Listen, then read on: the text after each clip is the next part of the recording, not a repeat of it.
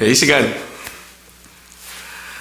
야곱에서 이스라엘의 축복으로 하는 제목으로 하나님의 말씀을 전하도록 하겠습니다. 이스라엘의 하나님을 아브라함과 이삭과 야곱의 하나님이라고 이렇게 부릅니다. 오늘 마지막 족장인 야곱의 하나님에 대해서 함께 살펴보고 은혜를 나누고자 합니다. 야곱이 어머니 뱃속에 잉태되었을 적에 쌍둥이로 잉태되었어요. 형 에서와 함께 잉태되었는데 리브가가 뱃속에서부터 이 쌍둥이들이 서로 다투니까 하나님 앞에 물었어요. 기도한 거죠. 리브가가 하나님 앞에 기도했을 적에 하나님께서 응답해 주셨는데 그 응답 내용이 뭐냐면 큰 자가 작은 자를 섬기리라. 큰 자가 작은 자를 섬기리라. 이 응답이 하나로부터 주어졌거든요. 그러면 리브가뿐만 아니라 야곱도 하나님께서 주신 그 말씀 붙잡고 살아야 되는데 리브가도 그렇고 야곱도 그렇고요. 말씀 붙잡고 살았던 게 아니라 인간의 욕심대로 하나님의 축복을 취하려고 했던 것을 알 수가 있어요. 하나님의 축복이라 할지라도 하나님의 축복은 하나님께서 주시는 거죠. 하나님께서 정한 때에 해 주시는 거죠.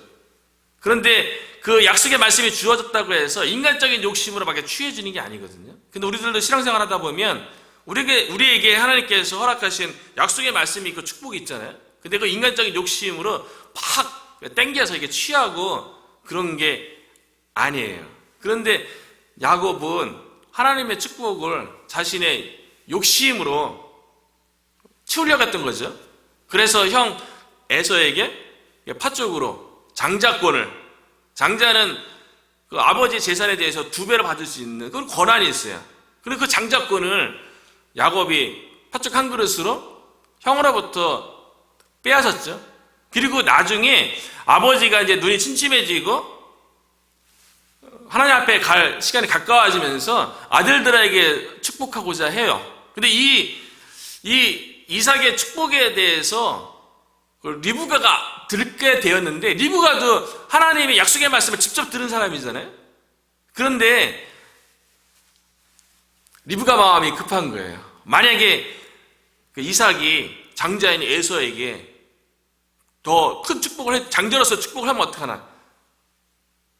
우리들은 상황 가운데 하나님께서 이렇게 인도하면 어떡하지? 인간적인 생각과 인간적인 방법으로 하나님 움직이는 게 아니거든요. 그런데 리브가는 그냥 그 엄마의 그 아들인 거죠. 아들 야곱을 형 에서처럼 속여서 이삭의 축복을, 형의 축복을 받게 해요. 큰 자가 작은 자로 섬기리라고 하는 약속이 있으면 상황과 내 느낌과 조건이 어떠하든지 간에 하나님은 반드시 약속하신 대로 이루실 줄로 믿습니다.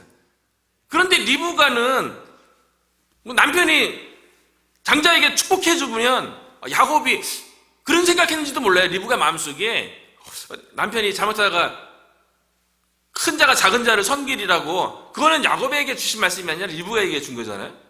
혹여나 에서에게 형으로서의 그 축복을 해주면 어떡하지? 이런 생각이 들었는지도 모르죠. 그러니까 인위적으로 그래서 야곱을 형처럼 속여서 그 장자의 축복을 받게 했죠. 그런데 우리가 인간적인 생각으로 한 데서 하나님께서 그렇게 움직이시는 분이 아니에요. 우리가 하나님의 뜻과 하나님의 일하시는 방법을 쫓아가야죠. 하나님을 우리의 생각과 우리의 방법을 이루어달라고 리브가처럼 야곱처럼 그렇게 신앙생활을 하는 게 아니거든요.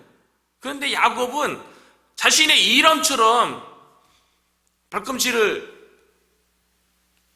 잡은 자, 그 원래 이름처럼 그 실제로 그 뜻이 속이는 자, 빼앗는 자 이름처럼 살잖아요.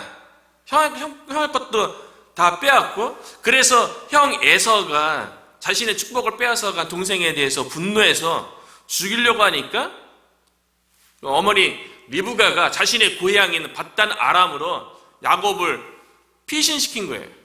그런데 야곱이 깨가 많고 인간적인 욕심으로 이렇게 사는 사람이니까 꼭 그런 사람을 만나게 해주잖아요. 그러니까 야곱이 야곱과 같은 그 삼촌 라반을 만나서 밧다람아람에서 또 고생하죠. 그 삼촌에게 여러 번 속죠. 아내에 대해서도 처음에 라헬을 준다는데 그 당시 그 지방의 풍토는 그게 아니라 그래갖고 먼저 아내를 맞이하고 또 7년 있다가 또 사랑하는 라헬을 맞이하는, 그러나 사랑하니까 7년을 수일처럼 여겼더라. 서두에 얘기했던 것처럼 사랑하는 마음 때문에 모든 일들이 기쁨으로 감당되어지는, 그 야곱이 그 라헬을 사랑하기 때문에 7년 동안 고된 일, 그러니까 그거 이용해서 라헬이 또 얼마나 일을 시켰겠어요. 그런데 라헬을 사랑함으로 7년을 수일처럼 여겼더라. 이 표현처럼 우리가 신앙생활 하는데 하나님을 사랑하는 그 마음 때문에, 예수님을 사랑하는 마음 때문에 7년을 수일처럼 여기는 그런 마음으로 우리가 신앙생활하고 우리에게 감당되어질 주님의 일들을 감당하는 저와 여러분이 되었으면 좋겠습니다. 야곱이 밧단 아람에서 4명의 아내를 얻어요. 레아하고 라헬, 그리고 여종들 2명, 비라와 실바를 얻죠. 그리고 20년 만에 큰 부자가 되었어요. 근데 어느 날 하나님께서 꿈에 나타나서 야곱에게 고향으로 돌아가라 그래요. 그런데 이 하나님께서 20년 만에 야곱에게 고향으로 돌아가라고 이렇게 말씀하신 것은, 야곱이 형 에서를 피해서 도망 나올 적에 얼마나 급했으면 막 뛰어가다가 도망치다가 밤이 맞았어요. 앞으로 더 전진할 수 없는, 얼마나 불편해요. 형은 쫓아오고 있고, 근데 밤은 돼서 더 이상 앞으로 나갈 수 없는 그 상황 가운데 돌 베개를 베고 잠을 자는, 자기 불편한 마음을 보여주는 거잖아요. 그냥 기왕이면 옆에 있는 좀 풀이라든가 푹신한 거를 베고 자지, 그 돌을 베고 잔 거예요. 우리나라 말에 그런 게 있잖아요. 돌베개 자고 하면은 그거 턱 돌아간다고 얘기하는데, 얼마나 그 마음이 불편한지를 그 사실을 보여주는 거잖아요.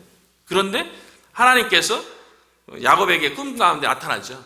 그리고 하늘과 땅을 연결하는 사각된 환상도 보게 되고요. 그리고 하나님께서 그때 약속하신 것이 무엇이냐면, 내가 너와 함께 하겠고 내가 다시 고향으로 돌아와 주겠다라고 다시 또 약속해 줬어요. 그러니까 그 약속에 의해서 20년 만에 다시 고향으로 돌아가는 거예요. 야곱이 부자가 되어서 20년 만에 고향으로 돌아오는데요. 고향으로 돌아가는 그 발걸음 되게 가볍고 기대되고 너무 소중한 거 아니에요? 나의 옛 추억이 있고 친구들도 있고 부모님도 계시고. 그런데 야곱은 고향으로 돌아가는 발걸음이 너무나도 무거운 거예요. 왜냐하면 자신을 죽이려고 했던 형 에서의 문제 때문에 그렇죠. 그 형 에서의 분노가 여전히 남아있을 거 아니에요? 그래서 두려워서 야곱이 20년 동안 밧다라 아람에 있으면서 많이 성숙했을 것 같은데 여전히 야곱의 모습이에요. 인간적인 욕심으로 살아가요. 인간적인 방법으로 모든 문제를 해결하려고 해요. 그래서 야곱이 분노하는 형의 그 마음을 누그러뜨리기 위해서 인간적인 방법으로 어떤 거를 동원하냐면, 첫 번째는 선물 공세를 피는 거예요. 실질적으로 이게 나쁜 게 아니죠. 누군가 이웃에게, 친구에게 집에 방문하게 되면 선물을 가지고 가면 상대방 마음이 누그러지는 게 사실이잖아요. 그래서 누군가가 화해할 적에 선물로서 화해를 하기도 한다고요. 선물을 통해서 사람의 마음이 누그러지는 건 사실이라고요. 그러니까 야곱이 형의 마음을 누러뜨리기 위해서 엄청난 예물을 준비하는데요. 각 축을 종류별로 550마리씩 준비하게 해요. 인간적인 방법이죠. 형에게 수많은 가축들을 이렇게 선물로 보내면 형이 자신에 대해서 좀 좋게 생각하고 그 분노의 마음을 누그러뜨리지 않을까, 그런 생각을 했던 거죠. 그리고 야곱이 두 번째 생각한 게 뭐냐면, 자신은 좀 미워하는 마음이 있다 할지라도 자신의 아내나 자식들을 보면 형의 마음이 또 누그러지지 않을까, 그런 생각을 해요. 이것도 인간적인 방법이죠. 틀린 방법이 아니에요. 근데 야곱은 여전히 인간적인 방법만 생각하는 거예요. 우리들도 그 아내나 자녀들, 특별히 부모가 반대하는 결혼을 했던 자녀가 부모님이 참석 안 하는 결혼식을 해놓고 나중에 아내하고 자식이 태어나면 부모님에게 아내나 남편, 그 자식을 부모님에게 보내면 결국 부모님이 그 자녀의 원치 않았던 결혼에 대해서 승낙하고 그 손절을 해서 마음을 누구를 들을 때가 있는 거잖아요. 그러니까 야곱이 그런 생각을 한 거예요. 그러니까 아내하고 자녀들을 먼저 앞세워서 보내는 거죠. 그리고 고향인 가버나움 땅에 가까울 적에 사람을 먼저 보내봤어요. 그런데 형 에서가 그 당시는 뭐 족장으로 많은 사람들이 움직이니까요, 소식이 들리죠. 수많은 상인들에 의해서 아마 이게 얘기가 들리죠. 형 에서가 군사 400명을 거닐고 자신에게 오고 있다는 거예요. 그러니까 더 마음이 막 불안해지는 거죠. 선물도 엄청나게 자기가 할 수 있는 최선을 다해서 준비했어요. 그리고 아내와 자녀들도 다 자기가 앞세워갖고 형 맞을 준비를 했어요. 그래도 불안하죠. 형이 400명의 군사를 데리고 온다니까요. 그러니까 마지막에 가서 하는 게 뭐냐면 야곱이 그때 기도하는 거예요.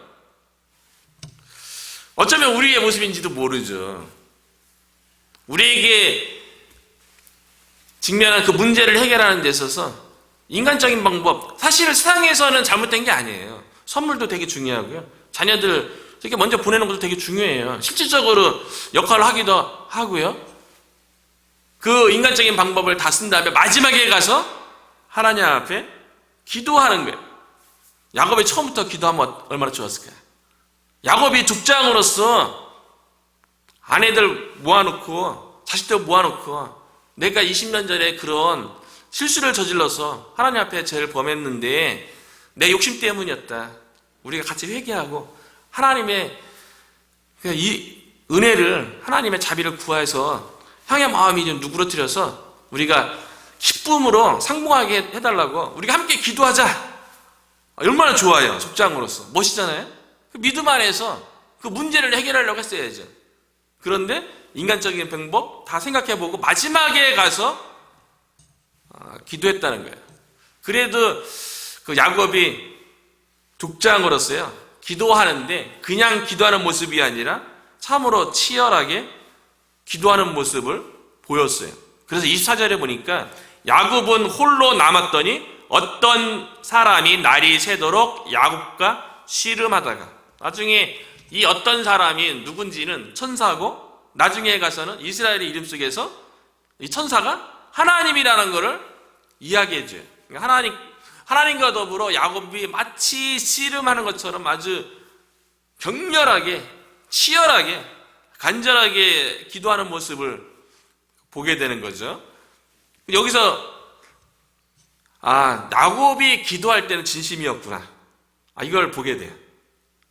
야곱이 간절하게 기도하는데요.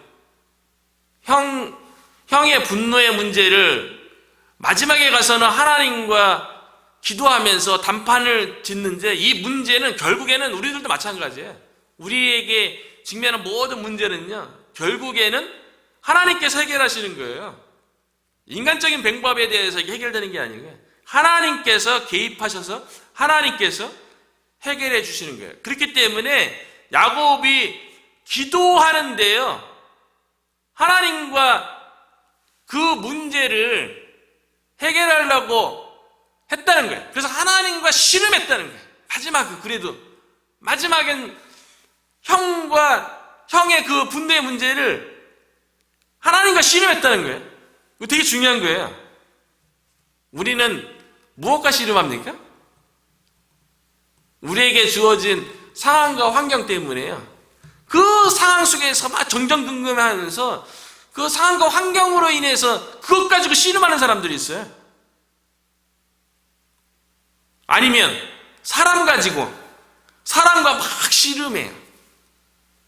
그런데 야곱은 사람과 씨름한 것도 아니고 환경과 씨름한 게 아니고 하나님과 더불어 씨름했다는 거예요. 여러분도 하나님의 일을 감당하는 데 있어서 하나님과 씨름해야죠. 하나님과 결판을 내려야지. 더욱더 영적인 일은 더욱더 그렇죠. 하나님께서 도우시고 하나님께서 인도하시고 하나님께 역사해야죠. 사람의 마음을 움직이는 거는 궁극적으로 우리가 복음도 전하고 사랑도 하고 섬기는 모습을 취한다 할지라도 궁극적으로 사람의 마음을 변화시키고 사람의 마음을 얻는데 역할하시는 분은 하나님밖에 없는 거예요. 그래서 저와 여러분이 야곱이 씨름하는 모습을 보였던 것처럼 특별히 하나님께서 40일 특별 새벽 기도를 허락하신 것도 다른 것으로 이렇게 씨름하지 말고 하나님과 씨름해서 결판을 내라고 우리에게 이 시간을 허락한 것이 아닌가 그런 생각을 해봐요. 그래서 하나님과 씨름해서 하나님으로부터 응답을 얻는 저와 여러분이 되었으면 좋겠습니다. 야곱이 하나님과 더불어 치열하게 씨름하는데요, 마치 생사를 걸고 씨름한다는 거예요. 왜냐하면 야곱은 잘못하면 20년 전에 형의 분노를 피해서 형을 만나면 형으로부터 죽임당하는 거예요. 20년이 지났어요. 형의 그 분노가 사그러들었는지 어떤지 몰라요. 만약에 그 분노가 사그러들지 않았으면 야곱은 또 죽음을 맞이하는 거예요. 그러니까 생사를 건 기도를 하는 거죠. 그래서 처음에는 씨름하는 모습으로 창세기에는 기록되어져 있는데요, 호세아서에서는 호세아 선지자가 어떻게 해석을 했냐면 호세아서 12장 3, 4절에 보면 야곱은 모태에서 그의 형의 발 뒤꿈치를 잡았고 또 힘으로는 하나님과 겨루되 천사와 겨루어 이기고 울며 그에게 간구하였습니다. 울며 불며 기도했다는 거예요. 밤새도록이요. 형 에서와의 관계 회복을 위해서 하나님만이 인간의 마음속에 있는 그 분노, 인간의 마음속에 있는 어떤 결심, 결정, 이런 것들은 하나님만이 해결하시는 거죠. 우리가 복음을 통해서 전도하고 아무리 그런다 할지라도 복음에 대해서 아무리 이해할 수 있도록 납득될 수 있도록 설명할 수 있다 하더라도 그 마음에서 움직여서 결심하고 하는데 역할하시는 분은 하나님인 거예요. 하나님이 마음을 움직여야죠. 그래서 야곱이 형의 마음이 움직일 수 있도록 울며 기도했어요. 야곱의 끈질긴 기도, 간절한 기도. 형 에서를 만나면 내가 죽임을 당할지 모른다는 생사를 건 기도. 이번 기간이 우리에게 이와 같은 기도의 시간이 되었으면 좋겠다고 생각을 하고요. 어차피 인생 한 번이고 이렇게 어머니가 저한테 늘 그런 얘기를 했던 적이 있어요. 어머니가 저한테 신분시키고 일 시킬 적에 꾀병 부리고 싫다 그러면 죽어지면 썩어지는 몸 되게 아낀다고. 맞죠? 죽어지면 썩어지는 몸이죠. 영적으로 해석하자면 죽어지면 하나님 앞에 남는 거 아무것도 없는데 하나님의 일을 해서 하나님 앞에 남기는 장사를 해야죠. 장사를 하더라도 이윤을 남기기에 계산해갖고 장사를 하는데 영적인 일은 더더욱 그런 거 아니겠어요? 우리가 천국이 있다고 믿고 하나님께서 그에 대해서 보상한다는 걸 믿는다면, 그렇다고 천국에서 차별 두게 상급 주고 그런 건 아닌데 우리가 남는 장사를 해야죠. 영적으로 남는 장사를 해야죠. 그래서 하나님께서 기뻐하시고 원하시는데 우리의 뭔가 마음이 온전히 쓰임받았으면 좋겠어요. 생사를 걸고 야곱이 기도하니까 하나님께서 야곱에게 이렇게 행동하세요. 25절이죠. 자기가 야곱을 이기지 못함을 보고 그가 야곱의 허벅지 관절을 치매 야곱의 허벅지 관절이 그 사람과 씨름할 때에 어긋났더라. 천사가 하나님이잖아요. 자기가 야곱을 이기지 못함을 보고, 근데 천사가 왜 야곱을 이기지 못하겠어요? 야곱의 그 간절한 생사를 걸고 기도하는 것을 응답하시려는 마음이 생긴 거죠. 결심한 거죠. 그런데 지금의 야곱의 모습으로는 응답할 수 없는 거예요. 그래서 야곱의 허벅지 관절을 치신 거예요. 허벅지 관절이 어딥니까? 인간의 몸에 있어서 중앙에 몸을 지탱하는 부분 아니겠어요? 인간 몸의 중심이죠. 하나님께서 야곱의 중심을 치셨어요. 야곱의 중심에 뭐가 있는데요? 인간적인 욕심이 있죠. 인간적인 탐욕이 있죠. 인간적인 고집이 있죠. 하나님께서 우리에게 복을 주시기를 원할 때, 우리에게 기도 응답을 주시기를 원할 때 우리의 허벅지의 관절을 치시는 줄로 믿습니다. 잘못된 우리의 인간적인 생각, 고집 이런 거 있다면 그거를 꺾어야지만이 우리에게 하나님께서 응답하실 수 있다는 거예요. 우리가 기도하면서 우리 안에 있는 잘못된 의지, 고집 뭐 그런 거 있다면 우리가 기도를 통하여서 하나님에 의해서 우리의 허벅지 관절에 해당되어지는 그 부분이 꺾이는 은혜가 있기를 주의 이름으로 축복합니다. 허벅지 관절이 천사에 의해서 가격당한 다음에요, 그 천사에게 야곱이 이렇게 요구합니다. 26절이죠. 그가 이르되 날이 세려하니 나로 가게 하라. 야곱이 이르되 당신이 내게 축복하지 아니하면 가게 하지 아니하겠나이다. 이제 내 허벅지 관절이 골절되었으니, 이제 나의 중심이 꺾였으니 나에게 이제 축복을 해달라는 거예요. 그런데 하나님께서 축복해 주셔야죠. 야곱의 그 중심이 꺾였으니까요, 하나님이 축복해 줘야죠. 그런데 하나님께서 축복하시는데 야곱에게 딱 한 가지 요구해요. 그 요구하는 게 무엇이냐면 27절이에요. 그 사람이 그에게 이르되 내 이름이 무엇이냐. 아니, 야곱이 축복해 주지 않으면 내가 보내주지 않겠다고, 빨리 나에게 축복해 달라고, 날이 새려고 하니까 빨리 축복해 달라고 하는데 천사가 한다는 얘기가 내 이름이 무엇이냐, 이름을 묻고 있어요. 이름은 그 사람의 인격이죠. 이름은 그 사람의 대변하는 거예요. 이름은 그 사람의 삶의 방식이에요. 그런데 천사가 야곱에게 이름을 물어봤어요. 그런데 야곱이 자기 이름을 물어봤잖아요. 축복 주시기 위해서 야곱의 입술에서 이렇게 고백하는 거예요. 야곱이니이다. 야곱이니이다. 하나님, 내 이름은 야곱입니다. 하나님, 저는 야곱으로서 지금까지 살아왔습니다. 말에 능력이 있거든요. 신앙 고백에 고백 능력이 있어요. 야곱이 천사에게 내가 야곱입니다, 이 고백이 뭡니까? 야곱의 뜻이 뭔데요? 빼앗는 자, 속이는 자.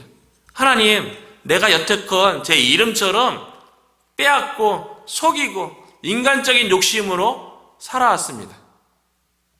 하나님 앞에서 고백하는 모든 것들은요, 대단한 영적인 능력이 있는 거예요. 야곱이 천사 앞에서 회개하는 거예요. 자신의 삶을 되돌아보면서요. 하나님이잖아요. 천사가 아니라 실제로는 하나님이죠. 하나님이 내 이름이 무엇이냐, 그 영적인 권위 앞에서 그게 느껴지지 않았겠어요? 우리들도 하나님 앞에서 이게 영적인 권위에 대해서 느낄 때가 있는데, 야곱이니이다 이렇게 고백했을 적에 야곱의 마음속에서 어떤 변화가 일어났겠어요? 아, 내가 여태껏 야곱으로 살아왔구나. 오늘 이따가 또 요한복음 9장 보겠지만 하나님은 빛이잖아요. 그래서 빛 앞에서 딱 섰으면 자신의 어두운 이 다 드러나는 건데, 다 드러난 거죠. 그래서 내가 야곱입니다, 그렇게 고백했다는 거죠. 요한일서 1장 9절에 보면 만일 우리가 우리 죄를 자백하면 그는 미쁘시고 의로우사 우리 죄를 사하시며 우리의 모든 불의에서 깨끗하게 하실 것이요. 만일 우리가 우리 죄를 자백하면, 말하는 게 너무 중요해요. 말하는 거에 치유의 은사가 있어요. 치유의 은사가 아니라 치유의 능력이 있어요. 이거는 꼭 영적으로 신앙적으로 뿐만 아니라요, 그냥 심리적으로 들어오고 삶 속에서도 그래요. 그래서 마음을 꼭 닫고 말하는 사람들은 자신의 문제에 대해서 얘기 안 하는 사람은 절대로 그거 치유되거나 회복되지 않아요. 그런데 우리가 신앙생활뿐만 아니라 삶에서도 심리적으로 어려움 당한 것 입 밖으로 자꾸 내고 그러잖아요. 그 치유의 회복의 능력이 있어요. 그래서 이렇게 교회 안에서도 소그룹을 통해서 계속 얘기하게 하잖아요. 나누는 게 되게 중요합니다.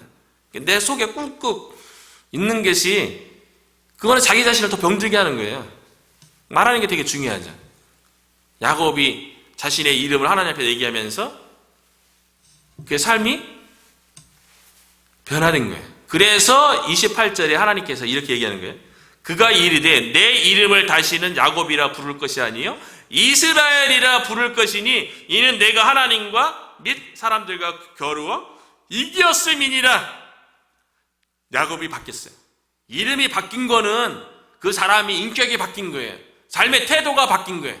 야곱은 더 이상 야곱이 아니에요. 야곱으로서 이제 살 것이 아니에요. 회개했잖아요. 옛사람은 지나가고 그리스도 안에서 새 사람이 된 거죠. 그래서 하나님께서 야곱에게 이스라엘이라는 이름을 준 거예요. 새로운 인격을 부여한 거예요. 새로운 삶의 방식을 부여한 거예요. 그런데 그 이름이 되게 놀라워요. 이스라엘, 하나님과 겨루어서 이겼대요. 하나님과 겨루어서 어떻게 이깁니까? 못 이기죠. 하나님과 겨루어서 이겼다라고 이렇게 이해한 것은 뭐냐면 사실은 이 이름 속에 놀라운 하나님의 구원의 계획이 있는 거예요. 하나님은 우리와 싸워서 충분히 이길 수 있어요. 그러니까 져주신 거예요. 져줬기 때문에 내가 너에게 져줬다는 거를 하나님과 겨루어 이겼다라는 이름으로 보여준 거예요. 내가 너에게 져줬다는 건 뭐냐면 내가 너를 얼마나 사랑하는지를 보라는 거예요. 그 사랑의 방식으로 이제 살아가라는 거예요. 부모와 자녀의 관계에서 보면 져주는 게 어떤 의미인지 우리는 너무나도 잘 알고 있어요. 저도 어렸을 때 아이들과 씨름하기도 하고 아이들과 게임하기도 하는데 부모님은 자녀를 기쁘게 해주기 위해서 져주죠. 씨름 같은 거 아들하고 하다가 일부러 져줘요. 힘이 없어서 져준 게 아니잖아요. 아들을 사랑하니까 아들을 기쁘게 해주려고 져주는 거죠. 져주는 게 사랑이죠. 자녀들이 부모에게 요구하는 것이 부모가 납득이 안 될 때도 부모님은 엄청나게 많이 져줘요. 왜 다 져줍니까? 안 져줘도 돼요. 부모님인데. 져주는 거는 사랑하기 때문에 그래요. 하나님께서 야곱과 씨름하는데 너가 이겼다는 거는 내가 져줬다. 내가 너를 얼마나 사랑하는지를 그 이름 속에서 이게 이제 이스라엘의 삶의 방식이 되는 거죠. 이제 야곱은 더 이상 이스라엘로 살면 안 되는 거예요. 이스라엘의 삶의 방식으로 살아야만 되는 거예요. 이 이름이 결국 야곱의 모든 후손에게 물려주는 민족의 이름이 되었어요. 그러니까 야곱으로 인해서 큰 민족이 형성되어지는데 그 이스라엘이라는 민족은 하나님이 저신 것에 대해서 이름 속에 그 인격이 합당하게 그 하나님의 사랑의 방식으로 살아가야만 하는 거예요. 놀라운 하나님의 축복이죠. 저와 여러분은 영적 이스라엘이지 않습니까? 우리의 삶의 방식이 세상적인 방법이면 안 되는 거예요. 하나님을 사랑하는 방식, 하나님이 져주신 그 방식을 기억하면서 우리가 믿음 생활하고 신앙 생활을 해야 될 줄로 믿습니다. 야곱이 야복나라에서 기도했어요. 변화된 것은 야곱만 변화됐어요. 형에게 하나님께서 하신 일 아무것도 없어요. 그런데 야곱은 무슨 문제로 기도했습니까? 형 에서의 분노의 문제로 기도했는데 하나님께서는 밤에 에서를 찾아가서 에서의 그 분노를 해결해주는 모습으로 응답된 게 아니고요. 야곱이 기도 가운데 하나님을 만나서 야곱을 변화시켰어요. 그런데 야곱이 변화되어졌는데 그 다음날 형 에서를 만났는데 관계가 회복됐어요. 형 에서의 분노가 없어졌어요. 되게 중요한 시사점이 너무 많죠. 우리는 누구를 위해서 기도하면서 그 사람 변화시켜 주십시오, 그 사람 문제 해결해 주십시오, 끊임없이 기도하는데, 하나님은 우리가 기도하면 그 사람을 변화시키는 것이 아니라 나 자신을 변화시킨다는 거예요. 나 자신을 변화시켜서 상대방과의 그 문제를 해결한다는 거예요. 그러니까 기도는 내가 변화되는 시간인 거죠. 그래서 그 다음날 형의 얼굴을 배웠을 적에 그 형의 얼굴이 마치 주의 얼굴을 뵙는 것처럼 하나님의 얼굴을 뵙는 것 같다라고, 그렇게 기쁨으로 야곱이 고백한 거예요. 그리고 형과 화해했잖아요. 고향 땅에 돌아왔잖아요. 야곱 가족이 가나안 땅에 세겜성에 정착하게 돼요. 세겜성이 어디입니까? 하나님께서 약속하신 땅, 그 땅, 가나안 땅이에요. 그리고 그곳에서 이미 바담 아람에서 형성되어진 그 11명, 나중에 베냐민까지 12명의 아들과 더불어 이미 대가족이 되었죠. 그리고 하나님으로부터 이제는 야곱의 후손으로는 이스라엘이라는 이름으로, 그것이 민족이 이름이 되어지는 그런 이름으로 살아야 되는데, 가나안 땅 세겜성에서 하나님이 약속한 땅에서 하나님이 약속하신 수많은 자손을 주는 그 민족의 기틀이 되어지는 12지파와 함께 거하게 됐어요. 하나님 약속이 상당히 성취된 거지. 저와 여러분도 특별히 야곱의 인생 가운데요, 그 야복나루에서 기도했던 이 야곱의 그 모습을 생각하면서 우리들도 기도를 통하여서 정말 우리가 변화되어지고 우리의 삶이 영적 이스라엘에서 저주신 하나님의 사랑, 저주신 하나님의 사랑의 최고봉은 십자가죠. 십자가. 하나님께서 저주신 거예요. 그래서 우리의 사랑을 확인시켜 주셨던 거죠. 그래서 로마서 5장 8절에 보면 우리가 아직 죄인되었을 때에 그리스도께서 우리를 위하여 죽으심으로 하나님께서 우리에 대한 자기의 사랑을 확증하셨느니라. 하나님께서 우리를 향한 사랑을 확실하게 증거한 게 십자가에서의 사랑이죠. 그 져주신 하나님의 사랑, 이스라엘의 그 의미처럼 우리가 십자가의 그 사랑을 가지고 그것이 삶의 방식이 되고, 그 삶의 방식을 통하여서 우리에게 이미 주어진 구원과 생명을 우리 주변에 있는 이 몽고메리 카운티 지역에 하나님께서 예비된 영혼에게 흘러가서 우리를 통하여서, 우리 교회를 통해서 이 지역 가운데 하나님의 나라가 세워지는 데 쓰임받기를 주님의 이름으로 축복합니다.